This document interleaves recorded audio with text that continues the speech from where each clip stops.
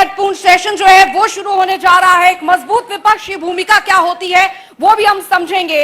और चौधरी वीरेंद्र सिंह एक ऐसी शख्सियत है, हर राजनीतिक मुद्दे पर उनकी बेबाक राय होती है और आज वही बेबाक राय भी हम जानेंगे, तमाम मुद्दों पर बात करेंगे। अब मैं अनुरोध करूंगी कांग्रेस के वरिष्ठ नेता और पूर्व केंद्रीय मंत्री चौधरी वीरेंद्र सिंह जी से कि वो मंच पर आए, और साथ ही अनुरोध है जनता टीवी के प्रधान संपादक डॉक्टर हिमांशु द्विवेदी जी से कि वो मंच पर आए और इस सेशन को आगे बढ़ाएं। तो तालियों के साथ स्वागत करें हमारे आज के खास मेहमान का, जो अपना कीमती समय निकालकर हमारे बीच यहां पर मौजूद हैं। और तमाम राजनीतिक मुद्दों और चुनावी साल है, ऐसे में बहुत जरूरी होता है कि उन मुद्दों को भी छुआ जाए जो कि अभी हाल फिलहाल जो है वो काफी चर्चा का विषय बनी हुई है।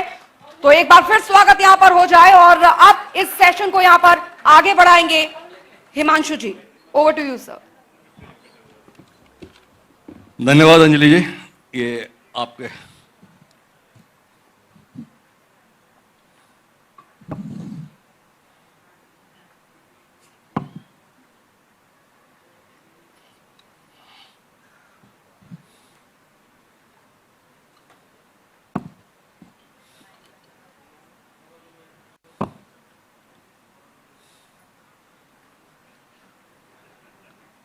हमने तो चौधरी साहब को लोगों को पानी पिलाने की उम्मीद के साथ ही देखा।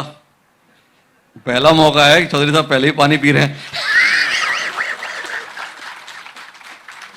बहरहाल, जनता टीवी हरिभूमि का यह मेगा कॉन्क्लेव हरियाणा विधानसभा चुनाव से ठीक पहले जो 3 दिन से जारी है, आज हम इसके महत्वपूर्ण पड़ाव पर हैं। महत्वपूर्ण पड़ाव पर इसलिए है कि हमारे साथ इस समय मंच पर एक ऐसी शख्सियत मौजूद है जो हम सबके लिए गर्व का विषय है। एक बड़ी विरासत के वह भी उत्तराधिकारी हैं।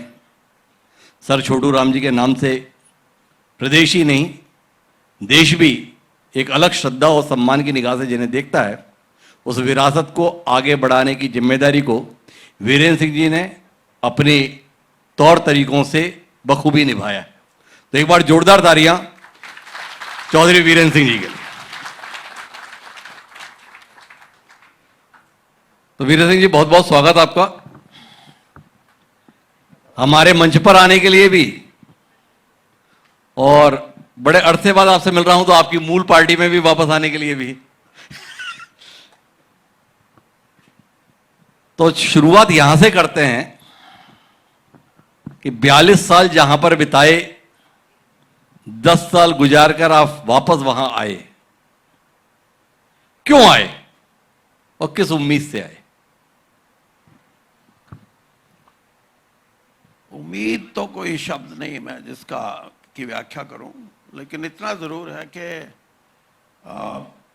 जब मैंने ये फैसला लिया कि किन्हीं कारणों से कांग्रेस से मेरे को जाना पड़ रहा है, और ये भी फैसला सामने था कि भारतीय जनता पार्टी में जाऊं, तो एक विचारों की बात थी कि भारतीय जनता पार्टी की समझ और उसके विचार और उसकी विचारधारा और कांग्रेस पार्टी की विचारधारा में अंतर तो है, लेकिन मैं ये समझता था कोई ज़्यादा बड़ा अंतर नहीं होएगा। इसलिए यही समझ आता था कि हो सकता है वहाँ एडजस्टमेंट, विचारों की अभिव्यक्ति की कहीं ना कहीं किसी ना किसी पड़ाव पे ठीक हो सकती है। लेकिन लंबे समय तक मैंने कोशिश की कि मैं इस बात पे कोई सहमति अपने आप में बना सकूं कि कहीं ना कहीं दोनों विचारधाराओं में ज़्यादा अंतर ना होने के बावजूद भी ठीक है, ऐसा मुझे नज़र नहीं आया। और सबसे बड़ा कारण ये था कि आप ये कहेंगे कि फिर 10 साल क्यों लगा दिए। तो ये भी एक बात थी मेरे मन में कि मैं कोई निर्णय लेने से पहले ये सोचता था कि लोग ये कहेंगे कि देखो अभी कांग्रेस में थे, अब साल 2 साल 3 साल में फिर वापस आ गए। तो मुझे ये लगा कि मैं रुकूं, और रुकने का कारण सिर्फ यही था कि लोगों में इस बात के लिए मुझे अच्छा ना लगे कि लोग मुझे कहें कि ये पार्टी में आने जाने का कार्यक्रम बड़ा आसानी से कर लेते हैं। लेकिन आखिरकार मैंने फैसला लिया कि जहाँ मेरी विचारधारा जो कांग्रेस की सोच का एक अंश है और भारतीय जनता पार्टी की सोच कांग्रेस से बिल्कुल अलग है, और इसीलिए मैंने निर्णय लिया कि कम से कम मैं उस विचारधारा में तो रहूं जिसमें मैं अपने आप को व्यवस्थित रूप से और स्वभाव से भी अपने आप को ठीक ठाक रख सकूं। मुझे थोड़ा विस्तार से समझने की कोशिश करते हैं। वो जिन परिस्थितियों में आपने कांग्रेस छोड़ी थी, इन 10 सालों में क्या वो परिस्थितियां बदल गई कि आपको वापस कांग्रेस ठीक लग रही है, या जिस उम्मीद के साथ में आपने कह दो दिया कि कोई उम्मीद नहीं, पर भाजपा में जो उम्मीद थी उसको मुझे लगा कि यहां की बदहाली ठीक है बजाय इसके भाजपा में बने रहने के।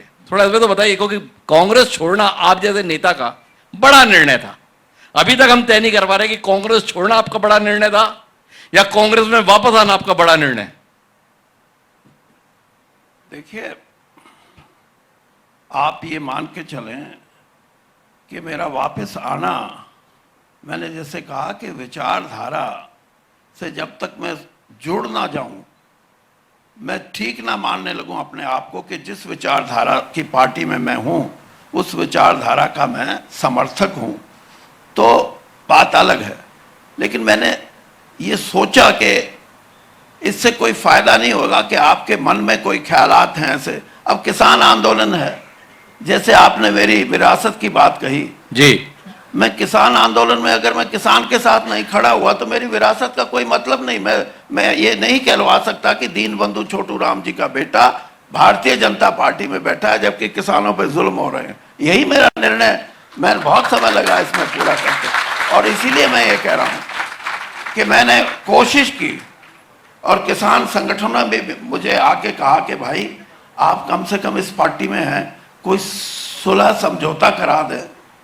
और मैंने उस कोशिश में जो अपनी भूमिका अदा की और जो फिर मैंने रवैया देखा, यानी जो पार्टी के कर्णधार, मैं नाम नहीं लूंगा,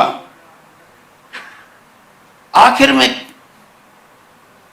जो संयुक्त किसान मोर्चा के जो कुछ साथी थे उन्होंने कहा कि भाई 3 महीने से डायलॉग खत्म हो गया, संवाद नहीं है। पहले बातें हुई थी, अब हम भी ये चाहते हैं कि एक तरफ लगे, अगर आप इनको बात करके कहो कि ये कोई ना कोई बात निकाल लें। तो मैंने कहा कि कम से कम आप क्या चाहते हैं। उन्होंने कहा कि ये एमएसपी वगैरह की बात तो करते हैं, लेकिन आप कम से कम इतना करा दें कि एक बेंचमार्क स्थापित करा दें कि किसी भी फसल का हर साल एक बेंचमार्क होगा, उससे कम कोई फसल नहीं खरीद सकता, चाहे वो मंडी के बाहर हो चाहे मंडी के अंदर हो। मैंने कहा ये तो आसान बात है। और आप, जब मैंने इस मुद्दे को लेके उस कमेटी के सामने, जिसके तोमर जी अध्यक्ष थे उस समय के कृषि मंत्री जी, उनको ये कुछ 1-2 साथी में साथ भी लगे, भारतीय जनता पार्टी के एमपी थे वो, और मैंने कहा ये सबसे आसान तरीका है, किसान उठने को तैयार हैं, उनकी इस बात पे आप सहमति कर दो। जब मैंने कहा, उन्होंने कहा क्या, मैंने कहा एक बेंचमार्क स्थापित कर दो हर फसल का कि उससे कम मंडी में बाहर या अंदर नहीं बेचेंगे आप। उनका 1 सेकंड में जवाब ये आया, जिसको मैं कहूंगा कि स्पॉन्टेनियस, जी, कि छोड़ो फिर हम क्यों करें, अगर बेंचमार्क से ही खरीदने आए तो फिर हम पैसे कैसे कमाएंगे। जिस पार्टी की सोच का ये हिस्सा हो कि हम व्यापार में एक ऐसी परिस्थिति पैदा कर दें कि किसान के हक की अनदेखी करें, तो उनका जो स्पॉन्टेनियस जो रिएक्शन था, उससे मुझे लगा कि ये पार्टी किसान हित की पार्टी, ये किसान हित की बात सोच ही नहीं सकती।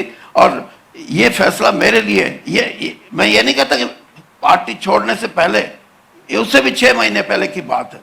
तो ऐसी परिस्थिति में मैं समझता हूं कि विचारों की अभिव्यक्ति और विचारधारा, ये 2 ऐसे फंडामेंटल हैं इस स्वतंत्र भारत में, जो कांग्रेस ने फिर भी उसको संजो के संवार के रखा है और दूसरी विचारधारा में इनकी कोई जगह नहीं है। पर चौधरी साहब, जब आप पार्टी छोड़ रहे थे उस समय तो बात आपके मुंह से ये निकल कर आई कि ये जननायक जनता पार्टी के साथ चल रहे हैं और इन लोगों के साथ में ये चल रहे हैं तो अपन इनके साथ नहीं चल सकते। दोनों में अंतर आ गया। एक समय आप पार्टी छोड़ने की वजह जननायक जनता पार्टी, दुष्यंत चौटाला और उनके हिस्सेदारी के कामकाज को बता रहे थे। आज आपको लग रहा है कि किसानों का मुद्दा जो है उसके कारण आपको लगा कि इस पार्टी में नहीं रहना है। थोड़ा स्पष्ट करें, ज्यादा नाराज किस बात से थे वीरेंद्र सिंह जी? मैंने सिर्फ एक मुद्दे की बात नहीं कही जी, मैंने किसान की आपको एक एग्जाम्पल देके बताया कि जितने भी मैंने 10 साल में वहां अपने आप को पाया उसका एक हिस्सा मैंने आपको बताया जी। जननायक जनता पार्टी को मैं ये मानता था, वो पार्टी के हित की बात थी जी कि मैंने कहा जिस पार्टी में मैं हूं इनको कम से कम सलाह तो ठीक दूं जी। मैंने कहा जिस पार्टी से आपका अलायंस है इस पार्टी की कार्यशैली ये है कि अगर आप इनको झेलते रहे तो इनकी तो क्या गति बनेगी इलेक्शन में मैं नहीं कह सकता, लेकिन आपकी भी गति बुरी बनेगी। मैंने कहा इसको छोड़ो जल्दी जी। जिस पार्टी ने 10 एमएलए लोगों ने जीत के दिए और वो इसलिए कि भारतीय जनता पार्टी को आपने बाहर उठा के फेंकना है, वो कहते हैं जमुना पार कराएंगे जी। और उसी पार्टी ने 24 घंटे भी नहीं लगाए और भारतीय जनता पार्टी की गोद में बैठ गई जाके। वो भी कोई कह सकता है कि स्टेबल गवर्नमेंट के लिए भाजपा को जरूरी था, हो सकता है जी। लेकिन जो समझौता हुआ उस समझौते में 12 बड़े बड़े विभाग उनको दे दें और उन विभागों को भी एक आदमी को कि आप उप मुख्यमंत्री हैं, आप ये 12 विभाग रखें, अपने कितने साथियों को बांट सकते हैं बांटें। उन्होंने नहीं, उन्होंने 2 साल तक वो विभाग अपने पास रखे और जिस तरीके से मैं ये कह सकता हूं कि मैंने अपनी 52 साल के राजनीतिक जीवन में ऐसा नहीं देखा कि मेरे को आके लोग ये कहें कि जेजेपी में तो ऐसा है कि डिप्टी चीफ मिनिस्टर ये कहते हैं, उनके आदमी ये बोलते हैं कि भाई अगर सीधा आना हो तो 8% लेंगे और अगर बीच में कुछ क्या बोलते हैं उसको, मध्यस्थ, हाँ बीच में बिचौलिया, हाँ बिचौलिया, तो फिर 10%। इस किस्म की व्यवस्था को भारतीय जनता पार्टी जानबूझ के झेलती रही। मैं झेलता नहीं बोलता, मैं ये कहता हूं उनकी सोच का ये हिस्सा था जी कि इस पार्टी को इस लेवल तक ले आए और ऐसी व्यवस्था में जहां आप यानी करप्शन तो मैंने देखी है जी। करप्शन तो पैसे की भी है और भी हैं, लेकिन ये तो पॉलिटिकल करप्शन थी जी कि लोगों को कहें कि हम मारेंगे इनको, ये पार्टियां आपके हित की नहीं है और उसी पार्टी को फिर आप जाके सपोर्ट करो, तो ये पॉलिटिकल करप्शन ये सबसे बड़ा मैं ये कहता हूं अपराध है जी। तो आपने इतनी नेक सलाह भारतीय जनता पार्टी को दी, आपके जाने के बाद भारतीय जनता पार्टी ने सलाह मान ली, जेजेपी से पीछा छुड़ा लिया। हमारा सवाल है अब की बार किसकी सरकार? तो आपकी सलाह तो मान ली भारतीय जनता पार्टी ने, तो क्या माने भारतीय जनता पार्टी अब आपकी सलाह पर चलकर फिर सरकार बना लेगी? मेरी सलाह पे चलती तो उनकी ये गति नहीं होती जो अब होएगी। अभी तो 50% लॉस हुआ है जी। मैं ये कहता हूं कि मेरा आंकलन ये है कि आज हरियाणा के 70% मतदाता भारतीय जनता पार्टी को वोट नहीं देना चाहते जी। आपकी सलाह मानने के बाद भी? सलाह नहीं मानी ना, सलाह मानते। मैंने जब ये सवाल उठाया, अच्छा बात तो आपका सुझाव तो ठीक है, इनकी बदनामी बहुत हो रही है, लेकिन ये राजस्थान का चुनाव निकलने दो, वो भी निकल गया, आपके यहाँ से भी चुनाव निकल गया, तीसरी जगह से भी निकल गया। मैंने कहा अब कि थोड़ा सा रुको, और फिर गजब की बात तो ये देखो ना कि जिस दिन मैंने निर्णय लिया, मैंने तो निर्णय नहीं, मेरे बेटे जो सिटिंग एमपी थे लोकसभा के हिसाब से, उन्होंने निर्णय लिया। फिर मेरे पास फोन आता है कि हम 2 दिन में निकाल देंगे, आप रुको। ये राजनीति है क्या? ये नहीं, मैं समझ ऐसा तो नहीं कि बीरेंद्र सिंह जी के साथ में राजनीति हो गई, तब तक जेजेपी से पिंड नहीं छुड़ाए जब तक चौधरी वीरेंद्र सिंह जी नहीं निकल गए? ये मैं ऐसा तो नहीं मानता, लेकिन एक जरूर बात कहूंगा और मैं अपने साथियों से भी ये साझा करूंगा कि भारतीय जनता पार्टी ने हरियाणा में 10 साल का जो सत्ता रही है जी, सत्ता तो रखी, लेकिन राजनीति नहीं आती इनको। They are far away from the politics, जो कि पॉलिटिकल जो one should have a thought of politics. अब क्या, यानी आप एक बात सोचें जी, आप ऐसी ऐसी कार्यशैली है आपकी कि आप उसका विधिवत उसको शुरू कर देते हो, लोगों को पता नहीं और लोग उससे नाराज होते हैं। और नाराजगी की, आज भी नाराजगी का जो कारण है मेरे अपने आकलन में यह है कि भारतीय जनता पार्टी को जो सुशासन की बात करते हैं उनको शासन का ही नहीं पता, सुशासन तो दूसरे सेकंड सीढ़ी है ये। तो ये कहीं, अब एक बार बताओ सिंह साहब, आप कह रहे हो कि इनको राजनीति नहीं आती। 10 साल से जिस हरियाणा में इनकी 4 सीटें हुआ करती थी, 2 सीटें हुआ करती थी, 2 बार सत्ता में आ लिए, और जो 9.5 साल मुख्यमंत्री रहे वो केंद्र में मंत्री नहीं बन गए बल्कि ऊर्जा मंत्री भी हो गए, नगरीय प्रशासन मंत्री भी हो गए, और उनके शागिर्द मुख्यमंत्री भी हो गए। और जिनको पूरी राजनीति आती है, जिनके पास इतनी बड़ी विरासत है, चौधरी साहब हमारे साथ बैठे हैं, उनके संदर्भ में पता नहीं है विधायक बन जाएंगे, आगे सांसद बन जाएंगे, मंत्री बन जाएंगे, मुख्यमंत्री बन जाएंगे, या हुड्डा साहब ने कल बताया कि केवल मार्गदर्शक बनकर रह जाएंगे। तो राजनीति किससे ज्यादा अच्छी आ रही है? देखिए, जिसको आप राजनीति समझते हैं, मैं नहीं मानता। इस दुनिया में जी, हिंदुस्तान की बात छोड़ो, इस दुनिया में पिछले 100 साल में सबसे बड़ा अगर कोई राजनीति में, जिसको हम महापुरुष बोलते हैं, जिसको father of the nation Mahatma Gandhi, अगर उनको आप ये कहो कि राष्ट्रपति नहीं बन सके, वो तो राष्ट्रपिता बन गए। नहीं, एक सुन लो, अब मैं आपकी बात का जवाब दे रहा हूं। जयप्रकाश नारायण जी को जो क्रांति तो पैदा कर सकते हैं जी, लेकिन प्रधानमंत्री नहीं बन सके। ये कोई नाप तोल नहीं है, सोच है। एक सोच को जो जन्म दिया महात्मा गांधी ने, उसको सारी दुनिया ने माना। मैं कम से कम 40 मुल्कों में ये देख के आया हूं कि कहीं ना कहीं किसी ना किसी रूप में महात्मा गांधी का स्टैचू वहां लगा हुआ है। और वो ये नहीं है कि आपने अपनी एम्बेसी में लगा लिया, पब्लिक प्लेस पे। और हो सकता है कि वहां के लोगों को उनका पूरा जीवन चरित्र का भी पता ना हो, लेकिन ये जरूर है कि ये एक आदमी है जिसने एक नई सोच पैदा की। तो ये कोई जरूरी नहीं, आप ऊर्जा मंत्री बनने से वोट तो नहीं बढ़ती ना, वोट बढ़वा के देखो, फिर पता लगेगा। पर वीरेंद्र सिंह, ये तो सवाल आपके संदर्भ में उठेगा ना चौधरी साहब, लोग तकरीबन पिछले 3 दशक से आपको हरियाणा के संभावित मुख्यमंत्री के तौर पर देखते आ रहे हैं, अब संभावित ही रह जा रहे हैं।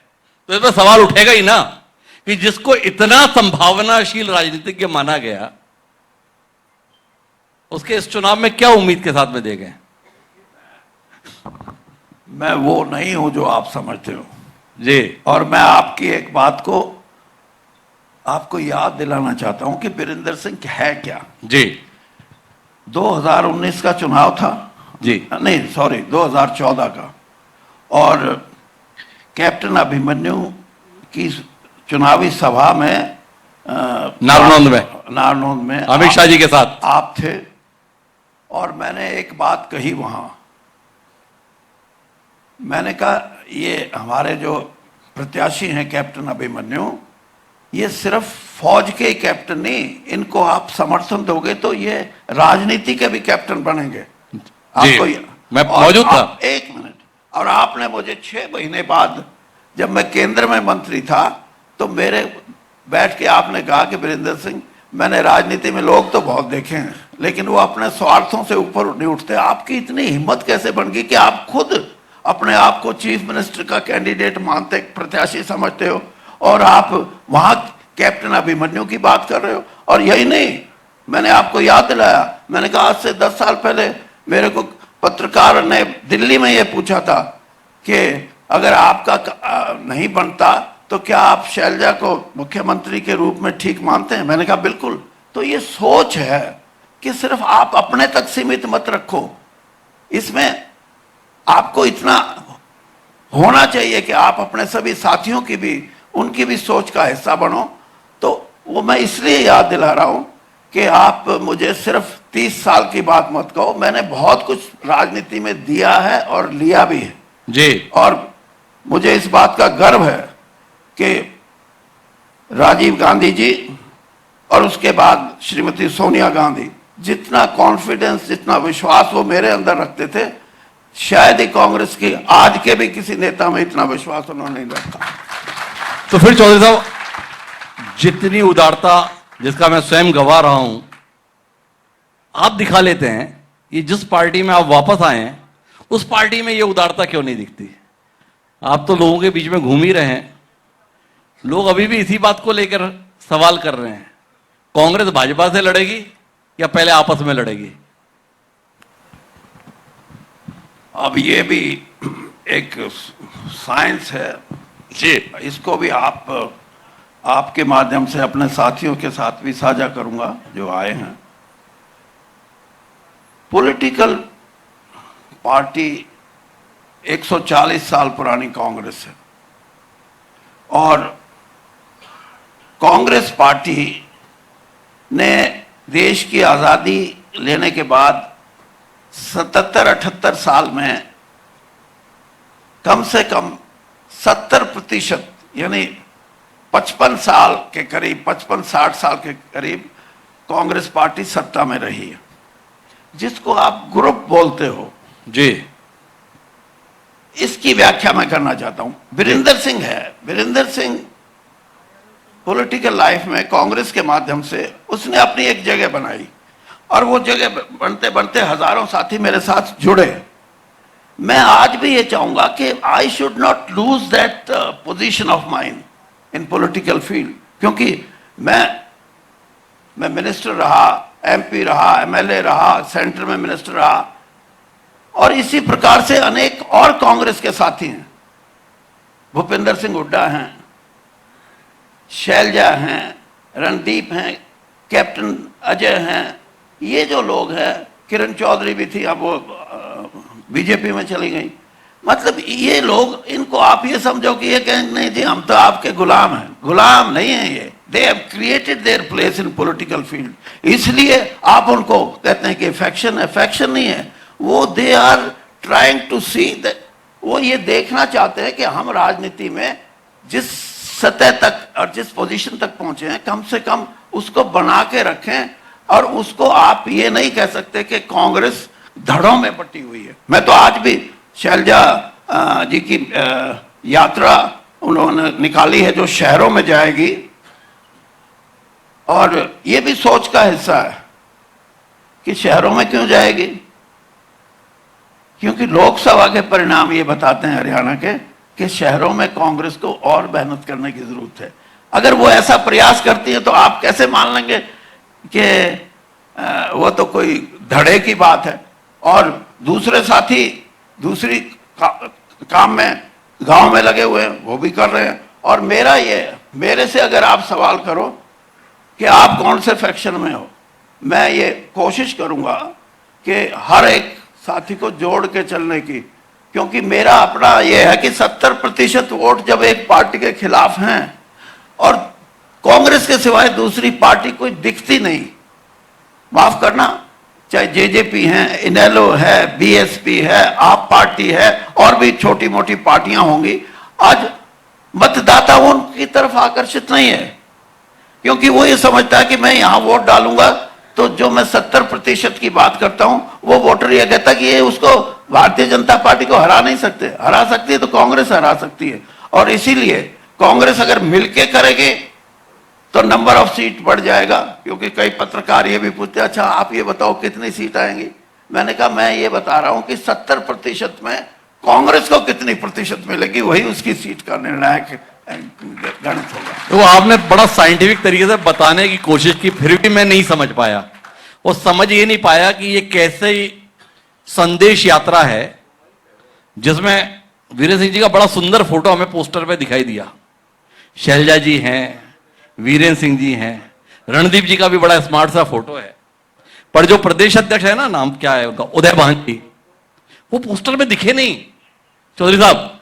और सीएलपी लीडर हैं, वो क्या बोलते हैं, 10 साल मुख्यमंत्री भी रहे आपके, भूपेंद्र सिंह हुड्डा जी, उनका फोटो भी नहीं दिखा। अब इनको भाजपा गायब करेगी या कांग्रेस ही गायब कर देगी, ये सवाल है ना। अब मेरी सुनो जी, कल से ओलंपिक शुरू हुए जी, ओलंपिक में कुछ बड़ी बड़ी अपनी एड्स दी हैं प्लेयर्स के साथ, उसमें शॉट पुटर टूर का भी फोटो है, उसमें पीवी संधू जो बैडमिंटन की प्लेयर है उसका भी है, एक इसका वेट लिफ्टिंग की लेडी है वो, उसका भी है। तो आप ये कहेंगे कि इसमें मोदी जी का फोटो क्यों नहीं लगाया, असली तो प्लेयर वो हैं, ऐसे थोड़ा होता है, ये नहीं होता है। अभी मोदी जी आपको बड़े प्रिय हैं, चक्कर क्या है? क्या कहते हैं, हरियाणा चुनाव में मोदी जी कोई फैक्टर रहने वाले हैं? मैंने बता दिया आपको, ये फैक्टर जो आप बता रहे हो, किसी की फोटो लगाना ना लगाना, मेरी शादी हुई जी, आज से 54 साल पहले जी, और उस शादी में इनविटेशन तो मेरे माता पिता की तरफ से जाता है ना जी, और बाकी कुछ फैमिलीज के नाम लिख दिए जाते हैं? लेकिन एक इनविटेशन और गया, वो मेरे 2 दोस्त जो आज भी जिंदा हैं, 63 साल से हम दोस्त हैं, एक तो शायद आए हों, नहीं, अच्छा, उन्होंने अपना एक इनविटेशन कार्ड छपवाया जी, कि हमारे दोस्त की शादी, और नीचे RSVP MR मल्होत्रा, चांद सिंह फोगाट। तो इसका मतलब ये है कि मेरे माँ बाप ये कहेंगे, अरे ये तो हमारा प्रेरोगेटिव है, तुम्हारे तो दोस्त भी दे रहे हैं। तो आप ये मान के चलो कि कांग्रेस में हर एक साथी को लिबर्टी है कि आप अपने तरीके से कांग्रेस के लिए प्रचार करो, वो मैं करूं, कोई और करे, तीसरा करे, कोई इसमें बुराई तो नहीं। इसमें तो यानी नंबर ऑफ पार्टिसिपेंट जो है वो ज्यादा बढ़ेंगे, उसका ज्यादा आपको फायदा होगा। चलिए, आप जब समीक्षा कर रहे हो, एक समीक्षा और बताओ चौधरी साहब। 10 साल भूपेंद्र सिंह हुड्डा जी के नेतृत्व में सरकार रही, 10 साल की करीब भाजपा की भी सरकार ले रही है। कौन सी सरकार बेहतर थी? कौन सी सरकार बेहतर थी? देखिए, मैंने बता दिया, इनको तो सरकार की सरकारी करनी आती नहीं, मैं क्या बताऊं।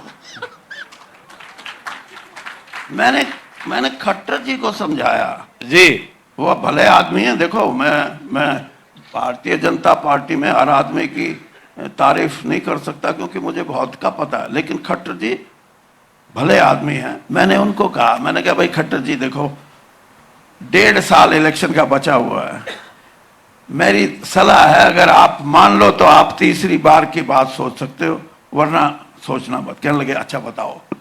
मैंने कहा देखो, आपकी 2 चीजें हैं, 2 चीजों में एक चीज छोड़नी पड़ेगी, वो आप निर्णय लो। कहने लगे कौन सी 2 चीज? मैंने कहा एक तो पार्टी की विचारधारा जो आपने 8.5 साल चला ली, बता दी, प्रचार प्रसारित कर दिया, लेकिन इसको 1.5 साल के लिए बंद कर दो। हरियाणा में ये फिट नहीं होती ये विचारधारा, आप 1.5 साल राजनीति कर लो। तो मैंने कहा राजनीति करोगे अपनी विचारधारा को पीछे रख के, तो जब तीसरी बार जीत जाओ तो 5 साल अपनी फिर विचारधारा की बात करना। खट्टर साहब कहते हैं भाई बात तो ठीक है चौधरी साहब। मैंने कहा बात तो मैं तो ठीक ही कहूंगा। तो फिर 1 मिनट सोच के बोले कि क्या दोनों चीज इकट्ठी नहीं चल सकती? अब दोनों इकट्ठी चलाएंगे तो हरियाणा की जनता ने पॉलिटिकली इस पार्टी को रिजेक्ट कर दिया है।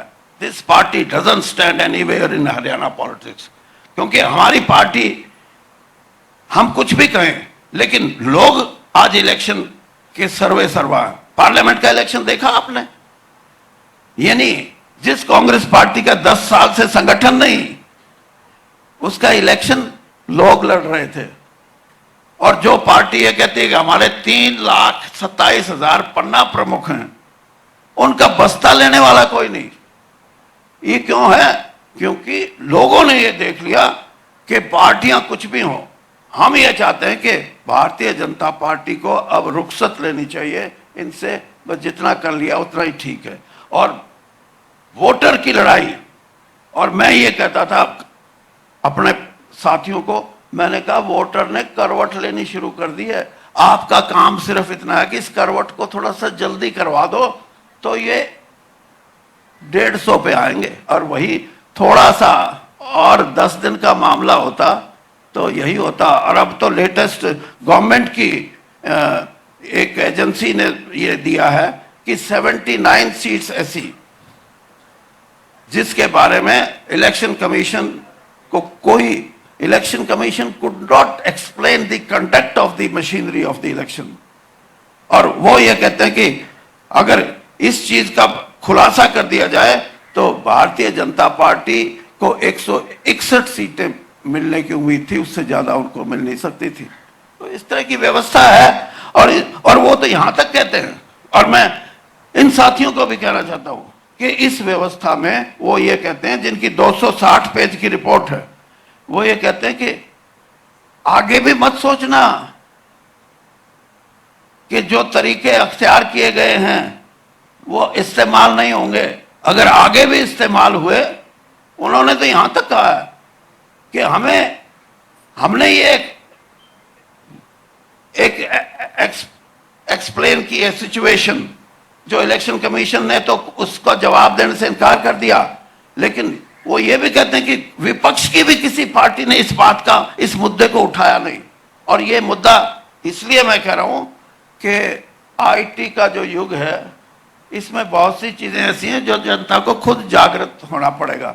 और वेस्टर्न वर्ल्ड और अमेरिका जैसे देश तो जागृत हो चुके, वो तो कहते हैं कि ईवीएम की बात छोड़ो, पर्ची डाल के वोट दो, पर्ची डाल के। और यही बात इस देश को कहीं ना कहीं किसी ऐसी व्यवस्था में ना ले जाए जिस व्यवस्था से निकलना इलेक्शन पर्पसेस के लिए इलेक्ट्रिकली डिफिकल्ट ना हो जाए मुल्क के लिए, मुल्क के मतदाताओं के लिए। ये प्रिकॉशन जरूरी है। चौधरी साहब, आपने इस बार जो बोला ना, उसमें कई सारे सवाल पैदा हो गए, उन पे बारी बारी से बात करता हूं। पर मैंने 10 साल बनाम 10 साल की बात की तो आपने कहते हुए कहा कि देखो मनोहर लाल खट्टर जो है ना, वो भले आदमी है। तो खट्टर साहब को तो आपने भले आदमी का सर्टिफिकेट दे दिया, ये भूपिंदर सिंह हुड्डा जी पर भी तो बताओ वो कैसे आदमी है। बताता हूं, पानी पी।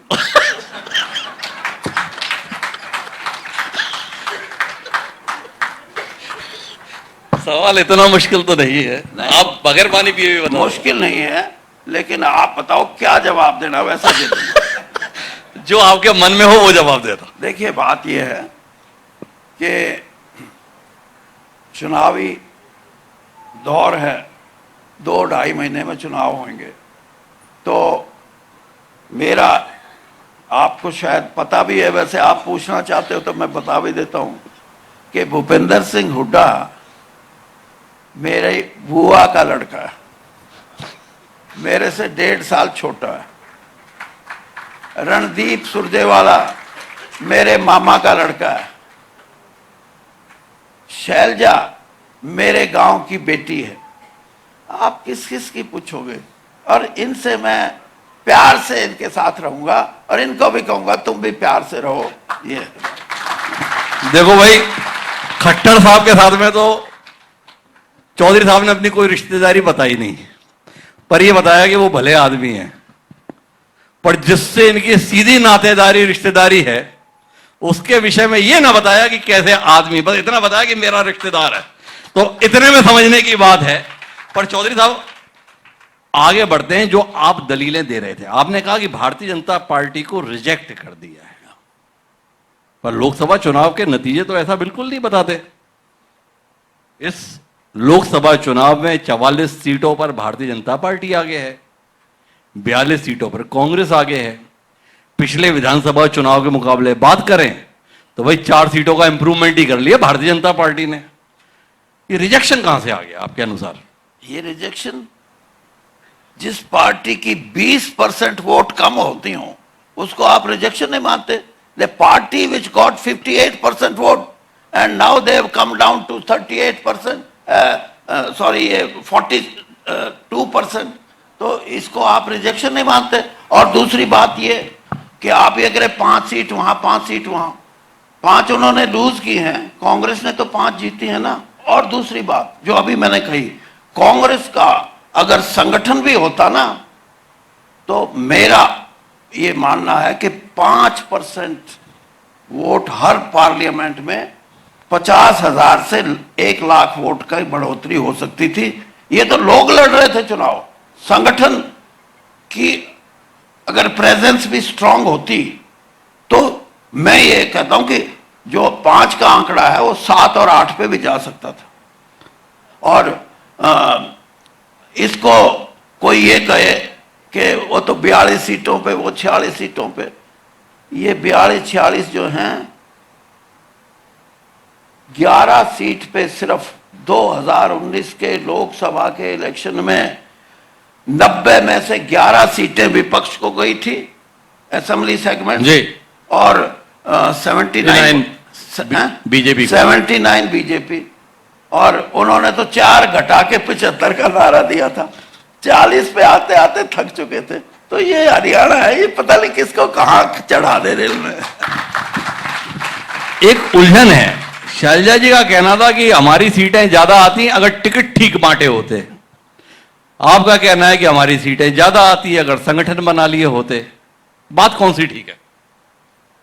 नहीं, सीटें ज्यादा आने का देखिए, सीटें कैसे ज्यादा किसकी आती हैं। मैं आपको एक सिर्फ इतनी बात बोलता हूं कि कांग्रेस हरियाणा में कांग्रेस पार्टी है जिसकी तरफ लोगों की निगाह है, लेकिन दूसरा पक्ष जो है ना, वो you have to study that also, कि जो 70% लोग हैं वो भाजपा को वोट नहीं दे रहे। क्यों नहीं दे रहे, ये सवाल है। और फिर कहां जाएं? तो कांग्रेस में जाएं, क्योंकि कांग्रेस हरा सकती है। यहां तो हरियाणा बड़े गजब का राज्य है, यहां जिताने की कम चेष्टा करते हैं, हराने की ज्यादा करते हैं। तो चौधरी साहब ये बताओ, ये भारतीय जनता पार्टी ने एन लोकसभा से पहले मुख्यमंत्री बदला, भले आदमी खट्टर साहब जी को विदा करके नायब सैनी जी को लाया। नायब सैनी जी के विषय में आपकी क्या राय है वो भी जाननी है हमें, वो कैसे आदमी है। पर ये बताओ कि ये भाजपा को जो 5 सीटें आई, ये इसलिए आई कि इन्होंने मुख्यमंत्री बदल दिया, तो इसलिए 5 आ गई, या 5 बच गई इसलिए कि कम से कम मुख्यमंत्री बदल दिया? नहीं नहीं नहीं, ये आपका, अरे आपका आकलन जाना, मेरा तो सवाल है। आप इतने बुद्धिजीवी आदमी हैं, ये देसी हिसाब मत लगाओ। अरे एक मिनट सुन लो मेरी बात जी। मैं आपको एक एग्जांपल देके समझाता हूं।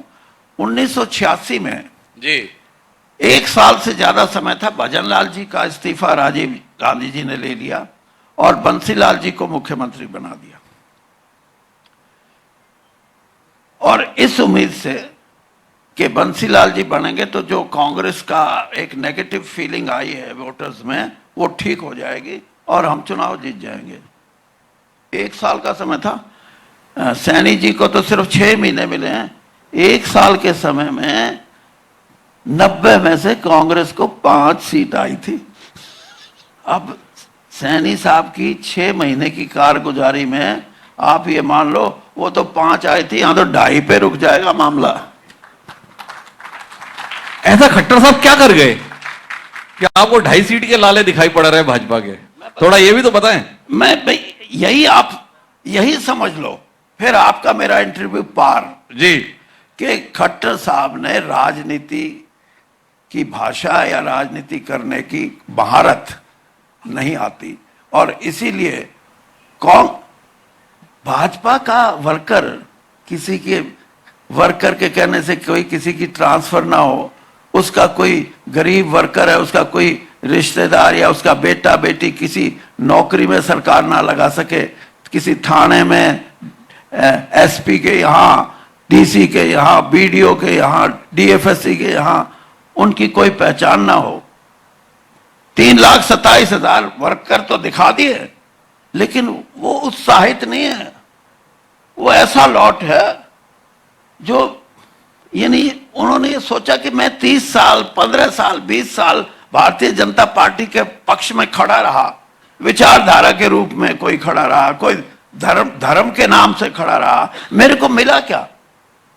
ये है उनकी शिकायत। और इसीलिए पार्टी का जब वर्कर नहीं खड़ा होगा, उस पार्टी की ढाई भी आ जाए तो आपको उनको मुबारकबाद दे देना आप। पर वो तो देश निर्माण में लगे रहते हैं ना चौधरी साहब, आपको पता नहीं 10 साल आप रहे, वो बताते हैं कि सबसे पहले देश है, फिर दल है, फिर सबसे आखिरी में व्यक्ति है। तो उन्होंने तो लाभार्थियों की इतनी लंबी चौड़ी संख्या कर दी, बिना पर्ची खर्ची के नौकरियां दे दी, साफ सुथरा प्रशासन दे दिया, लोगों के कल्याण के लिए झड़ी लगा दी। मतलब उनके पास तो लंबी फेरिस्त है, इनका कोई मायने नहीं है, केवल कार्यकर्ताओं की सिफारिश में तबादले से सरकार निपट जाएगी। अभी मैंने बताया था आपको, जिस सरपंच के अब 21 लाख रुपए मंजूर कर दिए, एक भी नहीं है इस पक्ष का कि मैं 21 लाख मंजूर कर दिए तो वोट बीजेपी को। वो कह के इनको जब डंडे मार रहे थे तब नहीं दिखता था। तो ये जो आफ्टर थॉट जिसको हम बोलते हैं, ये जो बातें हैं, इनका कोई महत्व नहीं। और इसीलिए मैं कहता हूं कि इनकी पोजीशन इनकी सिर्फ कांग्रेस का कार्यकर्ता आज भी इस उम्मीद में है कि हम सरकार बनाएंगे। इनका कार्यकर्ता ये उम्मीद में है कि यार किसके लिए काम करें, यहां मिलना तो कुछ नहीं, यहां तो रिकॉग्निशन भी नहीं, हमारी तो पहचान भी नहीं। जिस पार्टी में वर्कर की पहचान ना हो, वो वर्कर निरुत्साहित हो जाता है, उसका मन नहीं करता काम करने का। और यही एक वजह है जिसको मैं ये मानता हूं कि भारतीय जनता पार्टी को बहुत मुश्किल दौर में। चलिए थोड़ी सी बातचीत दूसरी पार्टियों पे भी हो जाए। एक और बड़ा नाम है चौधरी देवीलाल जी। उन देवीलाल जी की विरासत है, उनकी 2 पार्टियां हैं, एक जननायक जनता पार्टी है, एक इंडियन नेशनल लोक दल है। उसकी तो वर्कर के संदर्भ में बात होती है। तो उसके वर्तमान के जो प्रमुख है ना, अजय सिंह चौटाला जी, वो हमारे साथ परसों थे यहां पर। बोले देखो भाजपा से भी लोगों का मन भर गया और कांग्रेस से भी मन भर गया, अब तो मुख्यमंत्री जो है वो बहुजन समाज पार्टी और इनेलो के गठबंधन के घोषित दावेदार अभय सिंह चौटाला जो है वही मुख्यमंत्री बनेंगे। तो जो ये अभय सिंह जी का दावा है, अभय सिंह जी का हौसला है, क्या कहते हैं चौधरी साहब? देखो, हौसले की तो दाद देनी चाहिए। एक बार जोरदार तालियां भाई। अगर आप मैदान में उतरते हो तो 400 पार का नारा तो लगाओगे। अगर आपने 272 का नारा लगाना शुरू कर दिया तो लोग कहेंगे गए।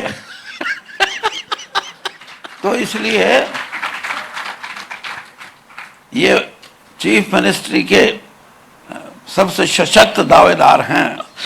तो ये दावा नहीं लगे तो फिर लोग कहेंगे यार पहले कुछ नहीं, चीफ मिनिस्ट्री की तो बात ही नहीं करते।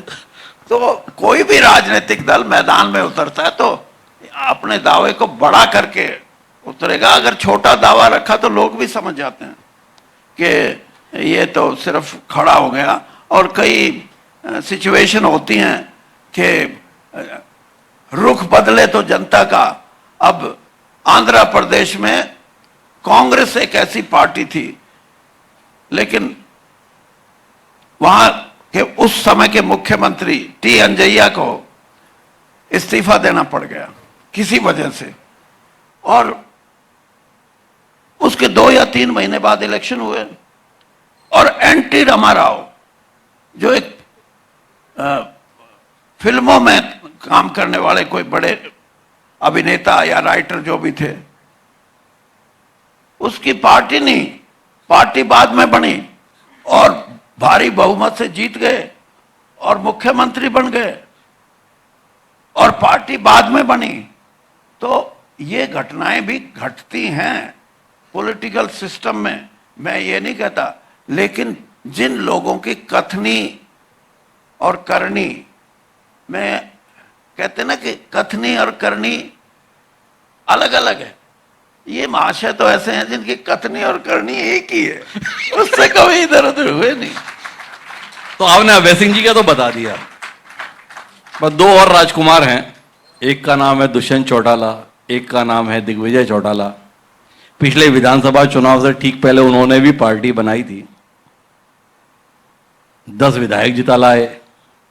जिस पार्टी में आप थे उसकी बैसाखी बंद 4.5 साल तक सरकार भी चलवा दी है, उप मुख्यमंत्री भी बन गए।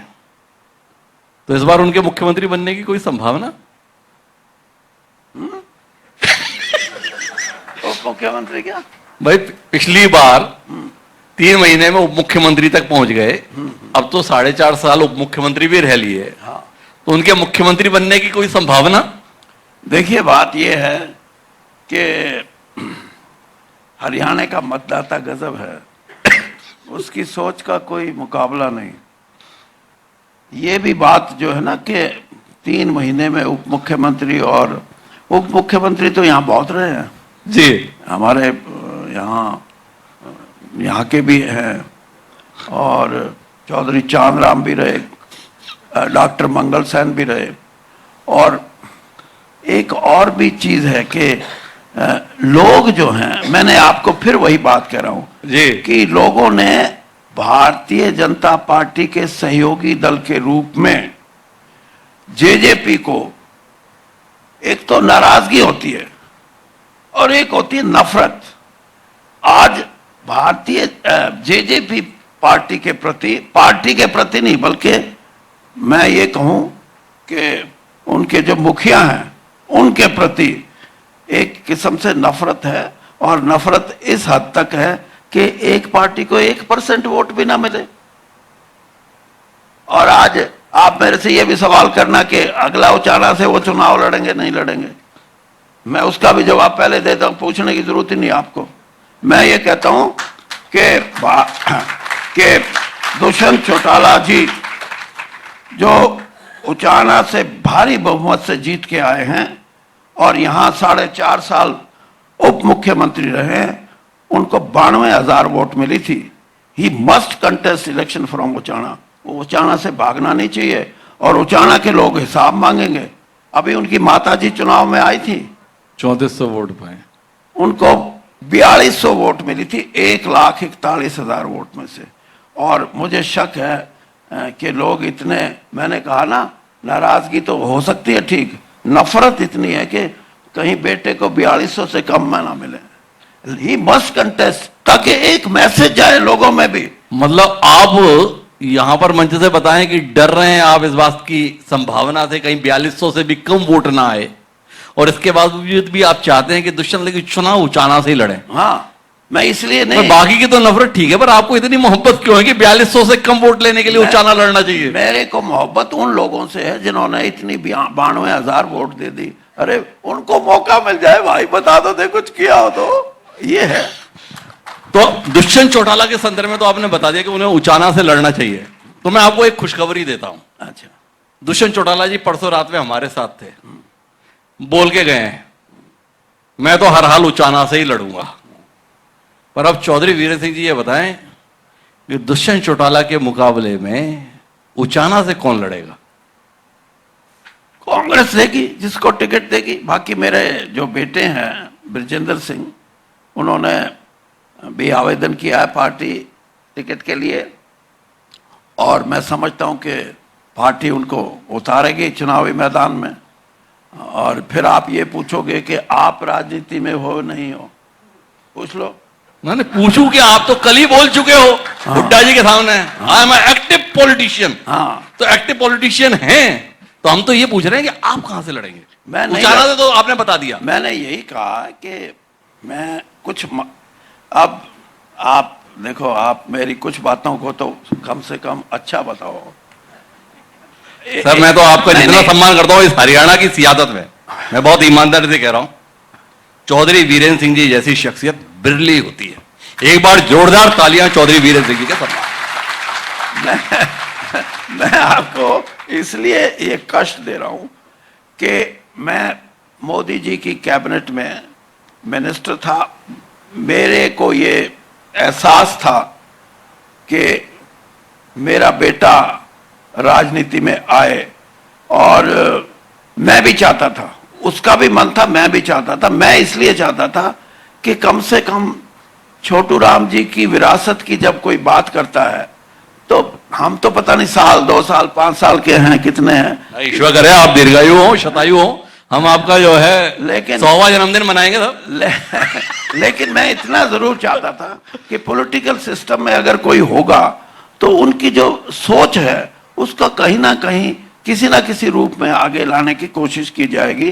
तो मैंने मोदी जी को चिट्ठी लिखी कि मेरा बेटा IAS ऑफिसर है और उसकी सर्विस है 20 साल की, आप अगर उसको चुनावी मैदान में उतारेंगे तो मैं आपकी कैबिनेट से भी, और 3 साल मेरे MP के बचे हुए थे राज्यसभा के, कैबिनेट से भी और राज्यसभा से इस्तीफा दे दूंगा।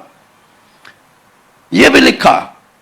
मैंने कहा क्यों कह रहा हूं, क्यों लिख रहा हूं? क्योंकि आप ये सोचते हो कि परिवारवाद के भारतीय जनता पार्टी बहुत खिलाफ है। देखो मैंने, और फिर आप जैसे बहुत मित्र थे मेरे, बीजेपी के भी और कांग्रेस के तो ज्यादा थे, वो कहने लगे यार लिख दिया, अब बेटा बन गया, छोड़ अब बात खत्म कर। मैंने वो निभाई बात, मैंने इस्तीफा दिया, मेरा इस्तीफा मंजूर किया। और मैं ये इसलिए कह रहा हूं, वरना तो परिवारवाद की जो अब मैं एक बात मेरी अपने साथियों को भी समझाना चाहता हूं कि परिवारवाद की जो एक इनकी आइडियोलॉजिकली एक स्लोगन लगा लो, हिस्सा लगा लो, एक ये बिल्कुल जिस दिन ये पार्टी 20 साल 25 साल सत्ता में रह जाएगी ना, तो इनके बेटे ही कहेंगे बेटियां अरे अब छोड़ो मेरी बात करो।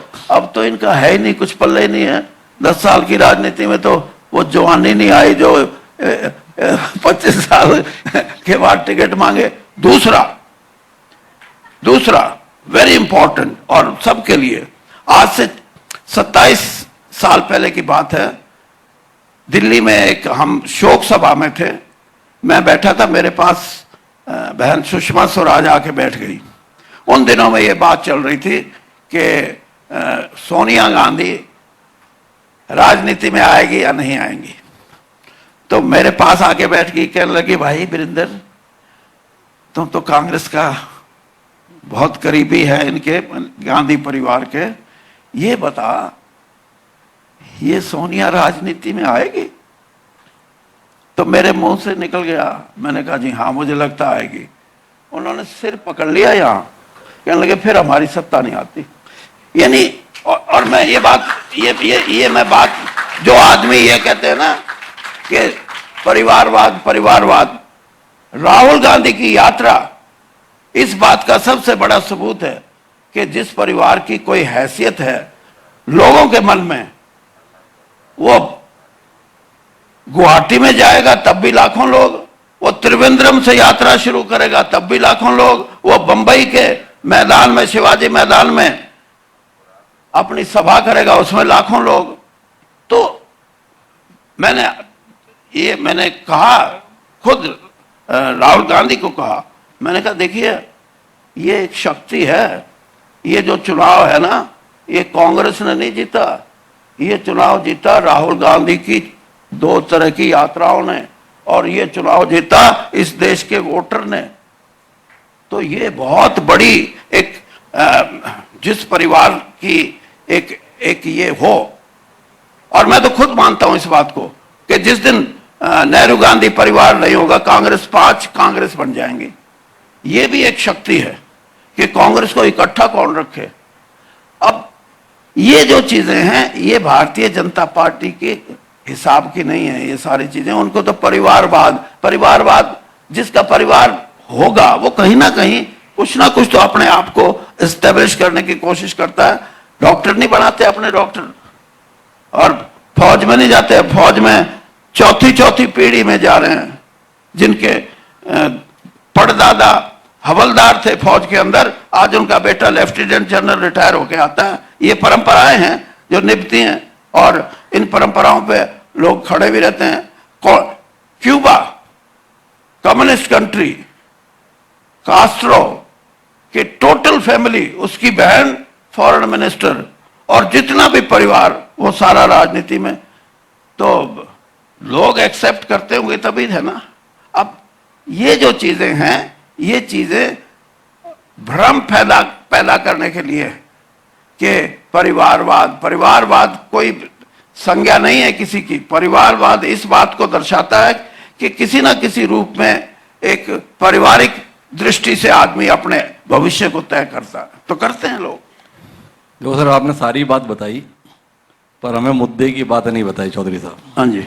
बहुत सम्मान से जानना आपसे यह है कि आपके चिरंजीव के संदर्भ में तो आपकी अभिलाषा है, उन्होंने आवेदन भी दिया है, वो उचाना से कांग्रेस के टिकट पे चुनाव लड़ना चाहते हैं, पर क्या चौधरी वीरेंद्र सिंह जी की भी चुनावी राजनीति में बने रहने की कोई अभिलाषा है?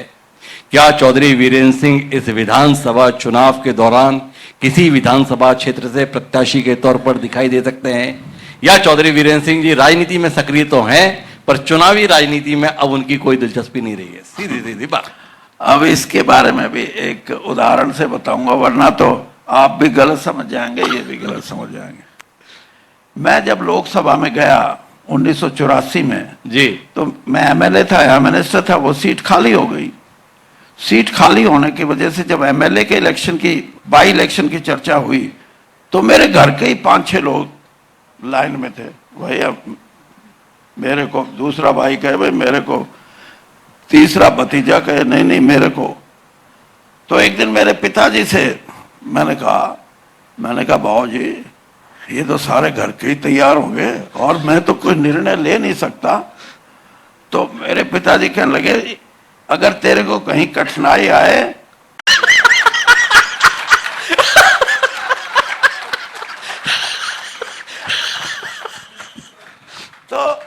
तो भाई थोड़ा कहे को बहुत जानो और एक बार जोरदार तालियां इसी बात में बजा लो।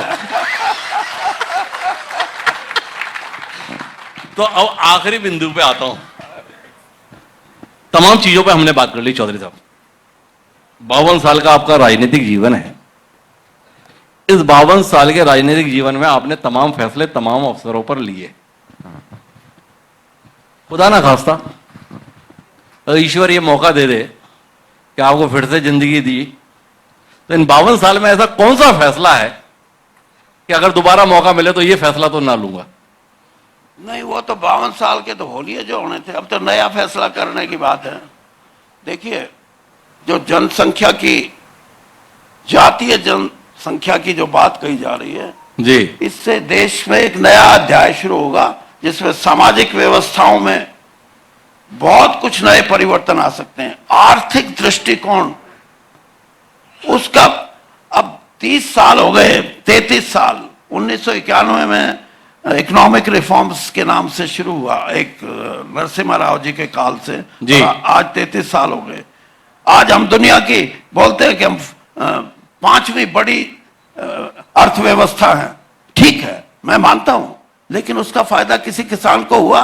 उसका फायदा किसी कमेरे वर्ग को हुआ?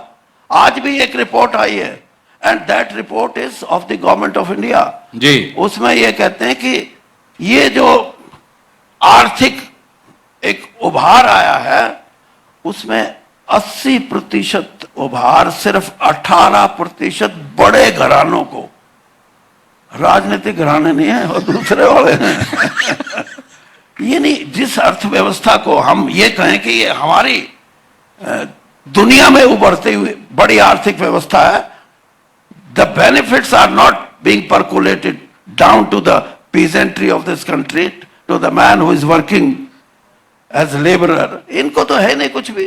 तो मैं, अगर आप जो कह रहे हो ना, मैं चुनावी राजनीति में नहीं हूं, ना मैं लड़ूंगा, बाकी आपको खुश करने के लिए बात बताई थी, लेकिन मैं नए जो राजनीतिक लोग आएंगे और कांग्रेस की व्यवस्था बनेगी तो मैं ये बात जरूर कहूंगा कि भाई जातीय आधार पर जनगणना करा लो, और जो गरीब से गरीब सेक्शन ऑफ सोसाइटी है उसमें कोई जरूरी नहीं है कि सिर्फ वो शेड्यूल कास्ट के ही हों, शेड्यूल ट्राइब के ही हों, ओबीसी हों, हर समाज के हर वर्ग में गरीब से गरीब, उनको एक नई व्यवस्था के अंदर पैदा करो। राहुल गांधी जी की, अभी आपने ये जो अमेरिका में हमारे कांग्रेस के अध्यक्ष थे, क्या नाम था उसका, सैम पेट्रोदा ने एक बात कही जो कंट्रोवर्शियल हो गई, लेकिन हकीकत ये है, और ये आप जरूर सुनो और मैं अपने साथियों को भी सुनाना चाहूंगा, कि जो आर्थिक व्यवस्था में हम तीसरे नंबर पे जाने की भी कल्पना कर रहे हैं और शायद चले जाएं 2-4 साल में, मेरे को आई एम कॉन्फिडेंट। उसमें क्या है उस व्यवस्था में कि इतना धन, इतनी दौलत हमारे देश में आएगी, लेकिन वो चंद लोगों के पास होगी, जो मैन्युफैक्चरिंग सेक्टर में होंगे, जो इंडस्ट्रियल सेक्टर में होंगे, जो कमर्शियल सेक्टर में होंगे, लेकिन उस दौलत को इस देश के 140 करोड़ों में के लोगों में उसका हिस्सा नहीं होगा। ये बात कही गई और बीजेपी ने इसका प्रोपेगेंडा उल्टा किया। ये कही गई कि एक हम सर्वे कराएंगे कि जिस आदमी की आमदनी एक स्टैंडर्ड से ऊपर की होगी, उसकी क्या वेल्थ है, उसके बारे में हम एक सर्वे कराएंगे, ताकि इकोनॉमिक जो डिसऑर्डर है, मैं तो डिसऑर्डर बोलूंगा, वो it should be in a ordered way.